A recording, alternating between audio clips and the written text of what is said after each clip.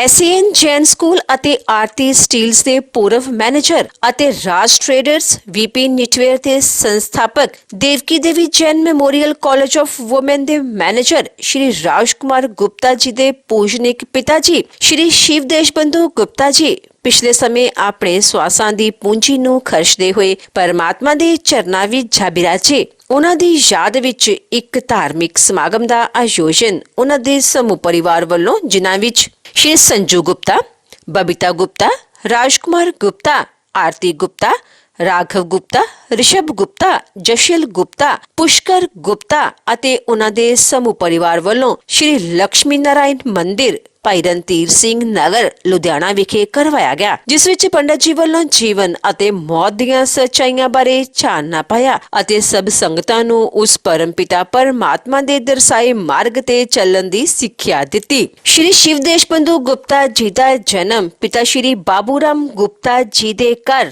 ਮਾਤਾ ਸ਼੍ਰੀਮਤੀ ਦੁਰਗੀ ਦੇਵੀ ਜੀ ਦੀ ਕੁੱਖੋਂ ਲੁਧਿਆਣਾ ਵਿਖੇ ਸਨ 1946 ਨੂੰ ਹੋਇਆ। ਆਪ ਜੀ ਬਚਪਨ ਤੋਂ ਹੀ ਬਹੁਤ ਹੀ ਹੋਣਹਾਰ ਪ੍ਰਤਿਭਾ ਦੇ ਮਾਲਕ ਸੁਗੜ ਅਤੇ ਸਿਆਣੇ ਸਨ। ਆਪ ਜੀ ਨੇ MA ਤੱਕ ਦੀ ਐਜੂਕੇਸ਼ਨ ਹਾਸਿਲ ਕੀਤੀ। ਉਪਰੰਤ ਆਪ ਜੀ ਨੇ ਆਪਣੇ ਕਾਰੋਬਾਰ ਦੀ ਸ਼ੁਰੂਆਤ ਕੀਤੀ। ਸ਼੍ਰੀ ਦੇਸ਼ਬੰਧੂ ਗੁਪਤਾ ਜੀ ਇੱਕ ਉੱਗੇ ਆਰਕੀਟੈਕਟ ਸਨ ਅਤੇ 46 ਸਾਲ ਆਪ ਜੀ ਨੇ ਇਹ ਸੇਵਾਵਾਂ ਨਿਭਾਈਆਂ। ਆਪ ਜੀ ਦਾ ਵਿਆਹ ਸਨ 1970 ਵਿੱਚ ਸ਼੍ਰੀਮਤੀ ਆਸ਼ਾ ਗੁਪਤਾ ਜੀ ਹੁਣਾਂ ਨਾਲ ਹੋਇਆ। ਵਿਆਹ ਉਪਰੰਤ ਆਪ ਜੀ ਨੇ ਆਪਣੀਆਂ ਪਰਿਵਾਰਕ ਜ਼ਿੰਮੇਵਾਰੀਆਂ ਨੂੰ ਬਖੂਬੀ ਨਿਭਾਇਆ। ਆਪ ਜੀ ਦੇ ਘਰ ਬੇਟੇ ਸੰਜੂ ਗੁਪਤਾ ਅਤੇ ਰਾਜਕੁਮਾਰ ਗੁਪਤਾ ਨੇ ਜਨਮ ਲਿਆ। ਆਪ ਜੀ ਨੇ ਆਪਣੇ ਬੱਚਿਆਂ ਨੂੰ ਖੂਬ ਚੰਗੇ ਸੰਸਕਾਰ ਦਿੱਤੇ, ਪੜਾਇਆ ਲਿਖਾਇਆ ਅਤੇ ਸਮਾਜ ਦੇ ਚੰਗੇ ਨਾਗਰਿਕ ਬਣਾਇਆ। ਅੱਜ ਆਪ ਜੀ ਦੇ ਬੇਟੇ ਸੰਜੂ ਗੁਪਤਾ ਜੀ ਸੀਏ ਹਨ ਅਤੇ ਆਪ ਜੀ ਦੇ ਦੂਸਰੇ ਬੇਟੇ ਰਾਜਕੁਮਾਰ ਗੁਪਤਾ ਜੀ ਉੱਗੇ ਬਿਜ਼ਨਸਮੈਨ ਹਨ ਅਤੇ ਆਪ ਜੀ ਦੇ ਦੋਨੋਂ ਬੇਟੇ ਆਪਣੇ ਪਿਤਾ ਜੀ ਦੇ ਨਕਸ਼ੇ ਕਦਮਾਂ ਤੇ ਚੱਲਦਿਆਂ ਸਮਾਜ ਵਿੱਚ ਨਾਮਣਾ ਖੱਟ ਰਹੇ ਹਨ ਅਤੇ ਉਹਨਾਂ ਦੇ ਨਾਮ ਨੂੰ ਉੱਚਿਆਂ ਚੁੱਕ ਰਹੇ ਹਨ। ਸ਼੍ਰੀ ਸ਼ਿਵ ਦੇਸ਼ਬੰਧੂ ਗੁਪਤਾ ਜੀ ਪਰਮਾਤਮਾ ਦੇ ਘਰ ਪ੍ਰਤੀ ਸੱਚੇ ਸ਼ਰਧਾਵਾਨ ਸਨ। ਆਪ ਜੀ ਭੋਲੇ ਬਾਬਾ ਸ਼੍ਰੀ ਰਤਨ ਮੁਨੀ ਜੀ ਮਹਾਰਾਜ ਅਤੇ ਸ਼੍ਰੀ ਰਾਮ ਸ਼ਰਨਮ ਆਸ਼ਰਮ ਦੇ ਪਰਮ ਭਗਤ ਸਨ। ਆਪ ਜੀ ਬਹੁਤ ਹੀ ਮਿੱਠੀ ਬੋਲੀ ਦੇ ਮਾਲਕ ਸਨ ਅਤੇ ਆਪਣੀ ਮਿੱਠੀ ਬੋਲੀ ਨਾਲ ਹਰ ਇੱਕ ਨੂੰ ਆਪਣੀ ਤਰਫ ਖਿੱਚ ਲੈਣ ਦੀ ਸ਼ਕਤੀ ਆਪ ਜੀ ਵਿੱਚ ਮੌਜੂਦ ਸੀ। ਸ਼੍ਰੀ ਗੁਪਤਾ ਜੀ ਗਰੀਬਾਂ ਅਤੇ ਦੀਨ ਦੁਖੀਆਂ ਦੇ ਮਸੀਹਾ ਸਨ ਅਤੇ ਹਮੇਸ਼ਾ ਹੀ ਹਰ ਇੱਕ ਦੀ ਮਦਦ ਲਈ ਤਿਆਰ ਬਰ ਤਿਆਰ ਰਿਹਾ ਕਰਦੇ ਸਨ। ਸ਼੍ਰੀ ਸ਼ਿਵ ਦੇਸ਼ਬੰਧੂ ਗੁਪਤਾ ਜੀ ਮੌਜੂਦਾ ਸਮੇਂ ਵਿੱਚ ਚਾਹੇ ਪਰਿਵਾਰ ਦੇ ਵਿਚਕਾਰ ਨਹੀਂ ਹਨ, ਪਰ ਉਹਨਾਂ ਦੇ ਭਾਈ ਪੂਰਨਿਆ ਤੇ ਅਜੇ ਵੀ ਉਹਨਾਂ ਦਾ ਸਮੁੱਚਾ ਪਰਿਵਾਰ ਚੱਲ ਰਿਹਾ ਹੈ। ਸ਼੍ਰੀ ਸ਼ਿਵ ਦੇਸ਼ਬੰਧੂ ਗੁਪਤਾ ਜੀ ਹੁਣਾਂ ਦੇ ਸ਼ਰਧਾਂਜਲੀ ਸਮਾਗਮ ਦੇ ਮੌਕੇ ਤੇ ਵੱਡੀ ਗਿਣਤੀ ਵਿੱਚ ਸੰਗਤਾਂ ਤੋਂ ਇਲਾਵਾ ਕਈ ਸਮਾਜਿਕ, ਰਾਜਨੀਤਿਕ ਅਤੇ ਧਾਰਮਿਕ ਜਥੇਬੰਦੀਆਂ ਦੇ ਆਗੂਆਂ ਨੇ ਸ਼ਿਰਕਤ ਕੀਤੀ ਅਤੇ ਪਰਿਵਾਰ ਨਾਲ ਦੁੱਖ ਸਾਂਝਾ ਕੀਤਾ। श्री संजू गुप्ता, श्री राजकुमार गुप्ता के पिता एवं आशा गुप्ता के पति श्री शिव देशबंधु अपनी जीवन की यात्रा संपूर्ण करके भगवान के चरणों में लीन हो चुके हैं।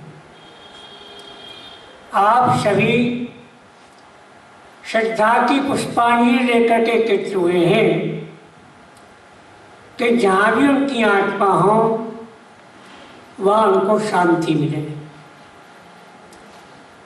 जिस लोक में आप रहते हैं उस लोक का नाम है मृत्यु लोक।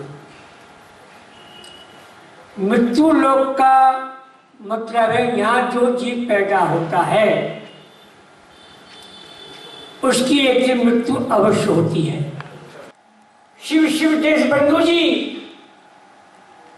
अपने संजू और राजकुमार के दोनों पुत्रों से दूर जाकर कहाँ चले गए।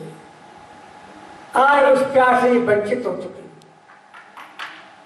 मैंने तो ऐसा देखा है कि पुत्र पिता अपने कष्ट को भोग लेता है पर पुत्र को दुखी नहीं दे सकता। जिस समय दशरथ की मृत्यु हो रही थी तो उस समय दशरथ जी को बड़ा कष्ट हो रहा था, बड़ा ही कष्ट हो रहा था, आहा करते थे।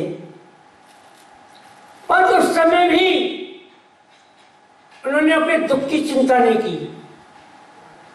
किसकी चिंता की? अपने बेटे की। बेटा राम, अब मैं अपना शरीर त्याग रहा हूं, तो जंगल में कैसा होगा, भूखा होगा कि प्यासा होगा। आप कष्ट भोग रहा है, अपनी चिंता नहीं कर रहा। किसकी चिंता कर रहा है? अपनी बेटी की। इसी प्रकार जब पिता की मृत्यु होती है तो उसको अनेक कष्ट होते हैं, पर उस समय भी वो अपने कष्टों की चिंता ना करते हुए अपने पुत्र को बार लगाता है। बेटा, अपना था ध्यान रखना, अपने परिवार को लेके चलना। कष्ट आप भोग रहा है, पिता बेटे का चाह रहा है बेटा अपना सुखी है। एक आह भरी होगी हमने ना सुनी होगी, जाते जाते तुमने आवाज तो दी होगी।